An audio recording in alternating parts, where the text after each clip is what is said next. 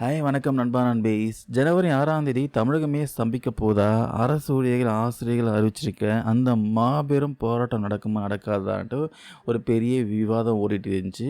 இப்போ அதுக்கு ஒரு முற்றுப்புள்ளி வச்சிருக்காங்க. முடிவுல எந்த மாற்றமும் இல்ல. சொன்னபடியே ஸ்ட்ரைக் நடக்கும்ன்ட்டு ஜாக்டோ ஜியோ அறிவிச்சுட்டாங்க. ஸோ பேச்சுவார்த்தை ஏன் தோல்வி அடைஞ்சது? எத்தனை லட்சம் பேர் இதில கலந்துக்க போறாங்க? எல்லாமே டீட்டெயிலா அந்த பதிவுல பார்க்கலாம். கடந்த டிசம்பர் 22ஆம் தேதி அமைச்சர்கள் ஏவா வேலு, தங்கம் தென்னரசு, அன்பில் மகேஷ் பொய்யாமொழி இவங்கெல்லாம் ஜாக்டோ ஜியோ நிர்வாகிகள் கூட பேச்சுவார்த்தை நடத்தினாங்க. ஆனால் அதில் எந்த சுமூகமான முடிவும் எடுக்கப்படலை. அரசு ஊழியர்களோட முக்கியமான கோரிக்கையான பழைய ஓய்வூதிய திட்டம் இதை பற்றி அரசு சரியான உத்தரவாதம் தரலை. அதனால் கடுப்பான அதிருப்தி அடைஞ்ச சங்க நிர்வாகிகள்லாம் இனி பேச்சுவார்த்தை இல்லை, நேரடியாக போராட்டம் தான் முடிவு பண்ணிட்டாங்க.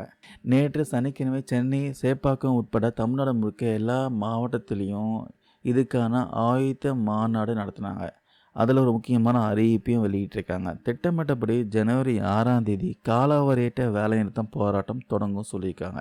இதில் சும்மா இல்லைங்க, தமிழ்நாடு முழுக்க இருக்கிற சுமார் 6 லட்சம் அரசு ஊழியர்கள், ஆசிரியர்களாம் பங்கேற்க போகிறாங்களாம்.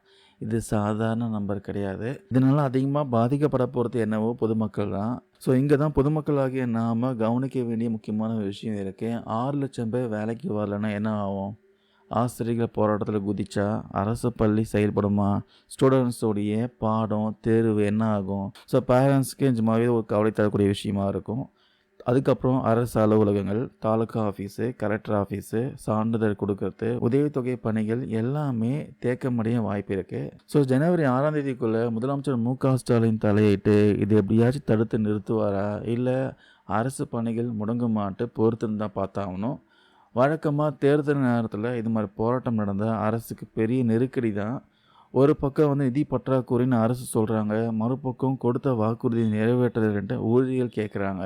ஸோ அரசு ஒருவேளை இந்த எஸ்மா போன்ற சட்டங்கள்லாம் கையில் எடுப்பாங்களா, அல்லது மீண்டும் பார்த்தீங்கன்னா பேச்சுவார்த்தை கூப்பிடுவாங்களான்ட்டு அரசியல் வட்டாரத்தில் பெரிய பரபரப்பாக பேசிகிட்டு இருக்காங்க. மொத்தத்தில் ஜனவரி மாதம் ஆரம்பத்தில் அதிரடியாக இருக்க போது இந்த போராட்டம் பார்த்தீங்கன்னா ஒவ்வொரு அப்டேட்டையும் நம்ம சேனலில் பப்ளிஷ் பண்ணுறோம்.